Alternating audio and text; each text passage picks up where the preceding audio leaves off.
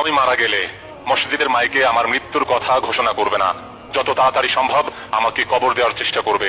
কবর খুঁড়তে যেটুকু সময় লাগবে সেই সময়ের মধ্যে কবর দেওয়ার চেষ্টা করো। কারোর জন্য আমার লাশ ফেলে রাখবে না, সে যেই হোক আর যেখানেই থাকুক। আমার জন্য 40 দিনে, 4 দিনে, 7 দিনে, 21 দিনের এসব কোনো প্রকারের খানা করবে না। আমার যদি কোনো প্রকারের ঋণ থেকে থাকে সেগুলো সঙ্গে সঙ্গে মেটাবার চেষ্টা করো। আর যখনই তুমি দোয়া করবে সেই দোয়াতে আমাকে শামিল করো। আর মাঝে মাঝে আমার জন্য সাদকা করো, দান করো। আমার কবর দেওয়া সম্পূর্ণ হয়ে যাওয়ার সাথে সাথে সেইখানে দাঁড়িয়ে থেকে আমার জন্য মহান আল্লাহর কাছে ক্ষমা চাও, কারণ সেই সময় আমার পরীক্ষা হচ্ছে। মহান আল্লাহর কাছে দোয়া করো যেন সেই পরীক্ষায় আমি পাশ করতে পারি।